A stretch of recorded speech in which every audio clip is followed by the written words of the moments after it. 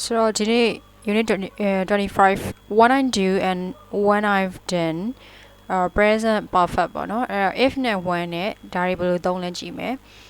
part E မှာ statistics exam Amy is on a train she's calling a friend Amy ကရထားပေါ်မှာသူမရဲ့တငယ်ချင်းကိုဖုန်းခေါ်နေတယ်အဲ့သူကဘယ်လိုပြောလဲဆိုတော့ I'll call you again later when I arrive ရောက်ရင်ပြန်ဆောက်လိုက်မယ်နောက်မှပြန်ဆောက်လိုက်မယ်ထပ်ဆောက်လိုက်မယ်ဆိုတော့အဓိပ္ပာယ်နဲ့ဒီမှာ I will ဒီမှာ when I arrive okay အဲ့တော့ I'll call you again later when I arrive ဒါကဟိုဒီ sentence ကနော်နှစ်ပိုင်းရှိရပါတော့ the main part က I'll call you later again later ဒီပိုင်းကကြောဒါအဓိကပိုင်းကိုပြောချင်တာဒီ sentence မှာပေါ့နော်အဲ့တော့ I will call you again နင့်ကိုပြန်ခေါ်မယ်ဆိုတဲ့အဓိပ္ပာယ်နဲ့ဒီ when I arrive ဆိုတဲ့ဆက်တဲ့စကားလုံးကကြာဒါ present simpleဆိုတော့ဒီနှစ်ခုကိုဘယ်လိုသုံးလဲဆိုတဲ့အားကိုပြတာအဲ့တော့ငါရောက်ရင်ပြန်ခေါ်လိုက်မယ်ဆိုတဲ့အဓိပ္ပာယ်မှာဒီမှာ future tense ကိုသုံးပြီးတော့ဒီမှာ present simple သုံးတယ်ပေါ့နော်အဲ့တော့ the time future က later ဖြစ်ပြီးတော့ later ဆိုတဲ့အဓိပ္ပာယ်ဒီစကားလုံးကြောင့်မို့လို့ဒီမှာ well သုံးတာပေါ့နော်အဲ့တော့ Amy ကဒီဒါပေမဲ့သူက later မှသုံးမယ်ရောက်မယ်ဆိုပေမဲ့ Amy က when I arrive လို့ပြောလိုက်တယ်ဆိုတော့ငါရောက်ရင်အဲ့နေရာမှာ when I will arrive မဟုတ်ဘူးပေါ့နော်ငါရောက်ရင်ဖုန်းခေါ်ရောက်တာနဲ့ဖုန်းခေါ်လိုက်မယ်ပြန်ခေါ်လိုက်မယ်အဲ့ချိန်မှာ well မသုံးဘူးပေါ့နော်အဲ့တော့ဘယ်လိုပြောလဲဆိုရင် when I do something အဲ့နေရာမှာ well မသုံးဘူး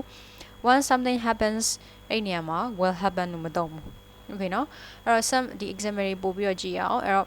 we will go out when it stop raining မိုးရွာရက်ရင်ငါတို့အပြင်ထွက်မယ်အဲ့တော့မိုးတက်ရင်အပြင်ထွက်မယ်ဆိုတဲ့နေရာမှာ will stop မသုံးဘဲနဲ့ go out မှာ will သုံးတယ်နောက်တစ်ချောင်းကြည့်ပါ when you are here again you must come and see us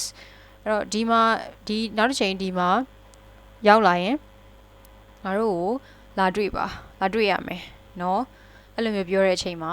အဲ့ဒီမှာ must ကိုဒီသုံးတယ်ပေါ့နော်ဒီမှာနောက်ကဒီရှေ့က when you are here again မှာကျတော့ will မသုံးဘူးပေါ့နော်အဲ့တော့ဒီနေရာမှာ when you will be မဟုတ်ဘူး when you must come and see us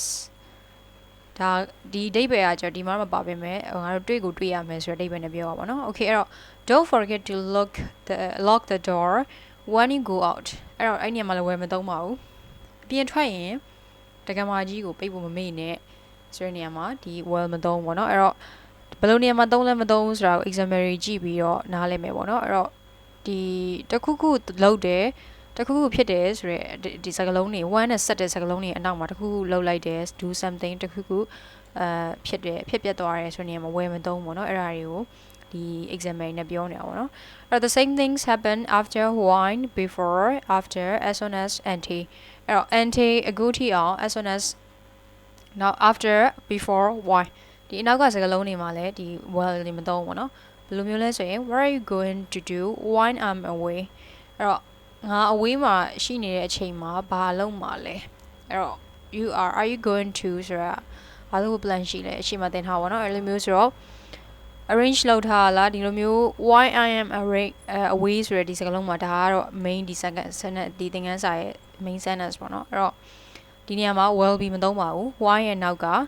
why I am away ဆိုငါ away မှာရောက်နေချိန်မှာမလုပ်မှာလဲဆိုတဲ့ဒီပဲเนาะအဲ့တော့ before you go there's something I want to ask you မသွားခင် before ဆိုတဲ့နောက်မှာ well မသုံးတကယ်တော့ तू မသွားသေးဘူးဒီမှာပြောနေတဲ့စကားပဲဒါပေမဲ့ तू ကတခုခုလုပ်တယ် happen ဒါမှမဟုတ်လို့ရှင်ဒီလို sentence တွေနဲ့မဟုတ်လို့တကယ်မသွားသေးဘူးဆို well သုံးပါလားဆိုမြင်မသုံးဘူးเนาะ before you go မသွားခင်there's something I want to ask you နေမသွားခင်ငါမေးချင်တာတခုရှိတယ်မေးချင်တာရှိတယ်အဲ့လိုပေါ့နော် okay အဲ့တော့ wait here until I come back အဲ့တော့ဒါမှမဟုတ်လို့ရှင် till I come back until I come back ဒီလိုပေါ့နော်အဲ့တော့until I come back ဆိုတဲ့အတိုင်းပဲအပြန်လာသည့်ထိအောင်ဒီမှာစောင့်နေဆိုတဲ့နေရာမှာ well မသုံး okay နော်အဲ့တော့ဒါ but နောက်ထပ် part ပြီးမှာ you can also use the present perfect often after when after until as soon as တို့နောက်မှာ present perfect ကိုသုံးတဲ့ situation ဒါကြတော့ဥပမာမသုံးလို့ပြောတဲ့ situation ကဒါဖြစ်ပြီးတော့သုံးတဲ့ situation ကဘယ်လိုနေရာတွေမှာသုံးလဲဆို okay can I have the newspaper when you have finished with it အဲ့တော့ဒီဖတ်လို့ပြီးရင်နေဖတ်လို့ပြီးရဲ့အခါမှာငါ့ကို newspaper ပေးလို့ရလားငှားလို့ရလား can I have the newspaper when you have finished with it now don't say anything ဒီနေရာမှာ present perfect သုံးသွားတယ်ဒီလားအဲ့တော့ပြီးသွားပြီဖြစ်တဲ့အတွက်သူကအဓိပ္ပာယ်နဲ့ပြောလိုက်တဲ့ကြောင့်မို့ when you finish with it ဒီမှာတွေကကြတော့ before ကိုငါမလာခင်တို့ငါပြန်လာသည်ထိအောင်တိုင်အောင်တို့အဝေးမှာရောက်နေစဉ်မှာတို့အဲ့လိုမျိုးပြောတဲ့နေရာမှာကျတော့ well လေးမသုံးတရားဘယ်နေရာမှာဘာသုံးမှာဘယ်နေရာမှာဘာသုံးမှာဆိုပြီးတော့ပြောရတဲ့အဲ့လို sentence နဲ့မှတ်ထားတာပို့ပြီးတော့ဟိုနားလည်လွယ်တယ်ပေါ့နော် okay အဲ့တော့ don't say anything why Len is here အဲ့တော့ Len ကဒီမှာရောက်နေတဲ့အချိန်မှာဘာမှမပြောနဲ့ wait until he has gone သူသွားပြီးမှပဲဟိုသွားပြီးထိုင်အောင်တိုင်အောင်စောင့်ပေါ့နော်အဲ့တော့ has gone ဆိုရယ် present perfect ကိုဘာကြောင့်သုံးတော့လဲသူသွားပြီးရဲ့အချိန်ရောက်မှသွားပြီးထွက်သွားပြီးတော့ရဲ့အချိန်ရောက်မှဒီမှာလဲသူနင်းဖတ်လို့ပြီးမှပဲငါ့ကိုပြီးပါဆိုတဲ့အဓိပ္ပာယ်နဲ့ပြောတာပေါ့နော်အဲ့ဒီနေရာမှာ present perfect tense ကိုသုံးပါတယ် now we use the present perfect to show that one thing is complete before the other the two things do not happen together present perfect ကိုတခုပြီးတဲ့တခုနောက်တခုမပြီးခင်เนาะ before the other တခုမပြီးခင်မှာအဲ့ one things တခုကပြီးသွားတဲ့အချိန်မှာအဲ့အချိန်ကိုပြောတဲ့နေရာမှာတော့အဲ့ဒါရှုပ်တယ်ပေါ့နော် sentence ကိုကြည့်အောင် the two things do not happen together တခုတစ်စုံတစ်ခုကတစ်ခုပြီးမှတစ်ခုဖြစ်တာကွာအဲ့လိုနှစ်ခုတစ်ပြိုင်တည်းဖြစ်တဲ့နေရာမှာမသုံးပေါ့နော်အဲ့တော့ one I'll phone Kate we can go out အဲ့တော့ Kate ကိုဖုန်းဆက်ပြီးရင်ငါတို့သွားလို့ရပြီအဲ့တော့ဒါဒီ Kate ကိုဖုန်းရင်ဆက်တယ်ပြီးတော့မှသူတို့ကထွက်မယ်ဆိုတော့ဒီနေရာမှာဒီ present perfect ကအရင်သုံးလိုက်တာဘာလို့လဲဆိုတော့ကိတ်ကိုဖုန်းဆက်ရမှာအရင်ဖြစ်ပြီးတော့အဲ့ဒါပြီးမှပဲအပြင်ထွက်မယ်ဆိုတဲ့အကြောင်းမလို့ okay เนาะအဲ့တော့နောက်တစ်ကြည့်အောင် do not use the present perfect if the two things happen together နှစ်ခုတစ်ပြိုင်တည်းဖြစ်ရင် present perfect မသုံးအဲ့တော့ဒီဟာခွဲရလေတယ်ပေါ့နော်အဲ့တော့ဒီညမှာဒီလိုမျိုး sentence တွေပြောနေတဲ့အစားဒီမှာလာပြီးတော့သူကဘယ်နေရာမှာဘာသုံးမှာဘယ်နေရာမှာဘာသုံးမှာပြောသွားပြီ okay အဲ့တော့ဒီပထမကတစ်စုံတစ်ခုနောက်ခုမဖြစ်ဘူးနောက်တစ်ခုတစ်ပြိုင်တည်းမဖြစ်ဘူးဆိုတဲ့နေရာမှာပထမတစ်ခုအရင်ဖြစ်တဲ့အရာကို present perfect tense သုံးပြီးတော့မှpresent continuous present simple tense ကိုသုံးတယ်ဒီဘက်မှာကျတော့နှစ်ခုတစ်ပြိုင်တည်းဖြစ်တဲ့အချိန်မှာ present perfect tense ကိုမသုံးအဲ့တော့ when I phone Kate I'll ask her about the party အဲ့တော့ Kate ကိုဖုန်းဆက်ရင်ငါ party အကြောင်းကိုမေးလိုက်မယ်အဲ့ဒီနေရာမှာအဲ့ present perfect မဟုတ်ဘူးဘာလို့ဆိုတော့သူကဖုန်းဆက်တဲ့အချိန်မှာမေးမယ်လို့ပြောတာဟိုဖုန်းဆက်ပြီးမှမေးတာမဟုတ်เนาะဖုန်းဆက်ပြီးဖုန်းချပြီးမှမေးတာမဟုတ်ဘူးဖုန်းဆက်နေတဲ့အချိန်မှာမေးတာဆိုတော့ဒါဒီနှစ်ခုက present perfect present ဒီမှာ future tense okay အဲ့တော့ present perfect မဟုတ်ဘူး sorry ဒီမှာ present simple future tense เนาะအဲ့တော့ဘယ်လိုနေရာမှာဘာသုံးလဲဘယ်လိုနေရာမှာဘာသုံးလဲ okay အဲ့တော့ it is often possible to use either the present simple or the present perfect အဲ့တော့ present simple either present simple သုံးမလားတော့ present perfect သုံးမလားဆိုတော့ possible ဘယ်ဟာဖြစ်နိုင်လဲဆိုရင်ဒါလေး all can ပြီးတော့ compare ပေါ့နော် compare လောက်တာထက်ဒီမှာတစ်ခုလားတစ်ခုပါเนาะအဲ့တော့ I'll come as soon as I finish ငါပြီးရင်ပြီးသလိုလာခဲ့မယ်ဒီမှာ as soon as I finish okay เนาะ I'll come as soon as I finish ဆိုတော့ဒီဟာလဲဟို present ခုနကเนาะ either ဆိုတော့ sorry ဟိုတခုမဟုတ်တခုသုံးလို့ရတယ်ဗောနော်ဒီ I've finished သူဘယ်လိုပြောချင်တဲ့အချိန်မှာကိုယ်ပြောချင်တဲ့ပုံမှာမူတည် it depends on our situation ပဲကိုယ်ပြောချင်တဲ့ပုံမှာမူတည်ရယ်အဲ့တော့ငါပြီးရင်ပြီးပြီလို့လာခဲ့မယ်ဒါမှမဟုတ်လို့ရှိရင်ငါပြီးတာနဲ့ပြီးချင်းပဲလာခဲ့မယ်အဲ့လိုမျိုးเนาะဒီမှာ present perfect သုံးတယ် present simple သုံးတယ်အဲ့ကိုပြောတဲ့ situation ကဘယ်လိုချိန်နေမှာလဲဆိုတော့မူတည်ရယ်အဲ့တော့ you'll feel better after you have something to eat အဲ့တော့တခုစားပြီးမှပို့ပြီးတော့နေလို့ထိုင်လို့ကောင်းတယ်ဘိုင်းအောင်နေရယ်ဆိုပါဆိုအဲ့လိုမျိုးတခုစားပြီးမှပဲအဲ့တော့စားမှပဲစားပြီးနောက်မှပဲအဆင်ပြေမယ်ဒီမှာကျတော့ you have had something to eat you will feel better အဲ့တော့တခုစားပြီးအခြေအနေစားတာဒီမှာစားမှပဲစားပြီးနောက်မှပဲဒီမှာလည်းစားပြီးနောက်မှပဲဒါပေမဲ့ you have had ဆိုတဲ့အဓိပ္ပာယ်ကစားပြီးသွားပြီပေါ့နော်စားပြီးသွားပြီအဲ့အခြေအနေမှာပဲပို့ပြီးတော့ feel better ပို့ပြီးတော့နေလို့ကောင်းမယ်ဆိုတဲ့အဓိပ္ပာယ်သုံးတယ်ပေါ့နော်အဲ့ဒါကိုပြောချင်တဲ့ပုံမှာမူတည်ရပေါ့နော်okay အနှစ်မျိုးလုံးသုံးလို့ရတယ်ပေါ့နော် if နဲ့ when နဲ့ကိုဘယ်လိုထပ်သုံးလဲ after if we normally use the present if နဲ့နောက်မှာ present ပဲသုံးလို့ရှိရယ်သို့တော့for example if I do if I see etc ပေါ့နော် for a future resolution ဒီမှာ example တွေ I'll be angry if it happens again ဒါထပ်ဖြစ်ရင်ငါစိတ်ဆိုးမှာဆိုတော့နေရာမှာ well B ကအရှိမသုံးမယ် if နဲ့ဒီအနောက်က sentence တွေမှာ normally use က present ပဲပေါ့နော်အဲ့တော့ပုံမှန်ဒီလို present ပဲသုံးတယ်အဲ့တော့ hurry up if we don't hurry we will be late အဲ့တော့ငါတို့နောက်ကျလိမ့်မယ်အမြန်မလုပ်ရင်အဲ့တော့ဒီနေရာမှာ normally present ပဲသုံးတယ်ဒါက negative sentence ပေါ့နော်အဲ့တော့ okay အဲ့တော့ we use if not when if not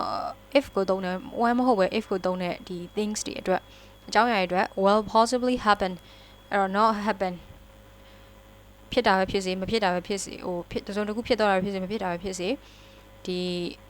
one နဲ့မဟုတ်ပဲ if နဲ့သုံးရင်ဘယ်လိုသုံးလဲအဲ့တော့ကြည့်အောင် if it is raining this evening I won't go out ဒီညနေမိုးရွာရင်ငါတို့အပြင်မသွားဘူးငါအပြင်မသွားဘူးငါအပြင်မသွားဘူးဆိုတော့ဒီနေရာမှာ when it is rain လို့မသုံးဘူး if it is rain ဆိုတော့ဒါမိုးရွာမလားမရွာမလားမသိချာတဲ့နေရာမှာသုံးတယ်ပေါ့နော် if ဆိုတဲ့အဓိပ္ပာယ်တော်တော်များများဒီတချို့ sentence တွေမှာအရင်တော့ပြောဘူးတယ်ပေါ့နော်အဲ့တော့အရင် lesson တွေမှာ if နဲ့သုံးတယ်ဆိုတဲ့ if it is raining this evening ဆိုတော့တေချာပေါ့မိုးညနေမိုးရွာမလို့ထင်ပြီးပြောနေတာမဟုတ်မိုးရွာခဲ့ရင်အပြင်မသွားဘူးဒီလိုမျိုးပေါ့နော်အဲ့တော့ don't worry if I'm late tonight အဲ့တော့ငါအဲ့ဒီမှာ when I'm late မဟုတ်ဘူးပေါ့နော်သူကဟိုဒီညငါနောက်ကျရင်စိတ်မပူပါနဲ့သူကတခုခုရုံးမှာလုံးဆရာရှိလို့ဖြစ်စေသူပြောတဲ့စကားလုံးရဲ့အခန့်မှာညနေနောက်ကျရင်လို့ပြောတာအဲ့ဒီနေရာမှာ when ဆိုတော့တေချာပေါက်ကြီးနောက်ကျမယ်လို့ပြောတာမဟုတ်ဘူး if I'm late tonight အဲ့လိုမျိုးတောင်းတာပေါ့နော် if they don't come soon I'm not going to wait for them အဲ့တော့သူတို့တိတ်မကြခင်မှစောင့်နေတယ်ထားပါတော့အဲ့လိုမျိုး soon မကြသေးနောက်ထပ်ခဏနေမှမလာလို့ရှိရင် I'm not going to wait for them ငါသူတို့ထပ်မဆောင်တော့ဘူး so I'm not going to wait for them အဲ့တော့ if ရဲ့နောက်မှာ normally ဒီ one မဟုတ်ဘဲနဲ့ happen ဖြစ်စေပထမအပေါ်မှာဆိုလို့ရှိရင်လည်းဒီ present normally သုံးတယ်လို့ပြောတာပေါ့နော်ဒီ part က okay အဲ့တော့ we use when ဘယ်ချိန်မှာသုံးလဲဆိုရင်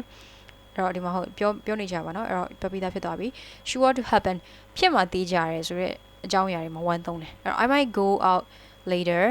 အဲ့ဒါဒီ possible ပေါ့နော် possible okay အဲ့တော့ဒီသိကြရဲဒီ possible နဲ့ sure ပို့ပြီးသိကြပါပေါ့နော် okay အဲ့တော့ဒါပေမဲ့ possible ကပို့ပြီးသိကြသေးရပါတော့ if I go out I'll get some bread when နဲ့ if နဲ့ဆိုရင်ကွာ when ကပို့ပြီးသိကြရဲအဲ့လိုပြောချင်တာအဲ့တော့ I might go out later ဆိုတော့ခဏနေအပြင်သွားရင်သွားမယ်အဲ့မှာငါသွားရင်ပမုတ်တွေဝယ်ခဲ့မယ် I will get some bread ပမုတ်တချို့ဝယ်ခဲ့မယ်ပမုတ်တချို့ယူခဲ့မယ်ဆိုဒီလိုမျိုး I'm going out later ဒီဟာကြတော့နောက်ထပ်သူက I'm going out might ဆိုတာမသိချအောင် might ဆိုရင်တိတ်မသိချ I'm going out ဆိုလုံးဝသိကြတယ်ဆိုတော့ present continuous tense ကတင်ထားပြီးသားเนาะအဲ့တော့ဒီသိကြတယ်ဒီစကားလုံးပုံမူတည်ပြီးနှစ်ခုကကွဲသွားတာပဲအဲ့တော့ positive ဆိုတာသိပြီးတော့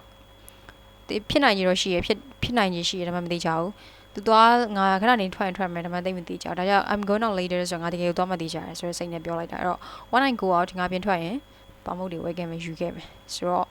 if နဲ့ when နဲ့ကဘယ်လောက်ထိသိကြလဲဆိုတော့ဒီ part C မှာပြောတယ် B ကတော့ဒီ when နဲ့ after တွေအဲ့တော့ until တွေနောက်မှာဘယ်လိုသုံးမလဲနောက်ဒီမှာဒီ when I do နဲ့ when I've done တော့ရိုးဒီ when I do ဆို present simple ကဘယ်လိုနေရာမှာသုံးမလဲဒါမှမဟုတ်လို့ရှိရင် present perfect ကိုဘယ်လိုနေရာမှာသုံးလဲ if နဲ့ when နဲ့ဘာနဲ့သုံးလဲဆိုရဲ lesson ပေါ့နော်ဒီ25ကတော့ okay အဲ့တော့25ရဲ့ unit 25 exercise ကိုနောက်တဲ့ video မှာကြည့်ပါ thank you so much bye bye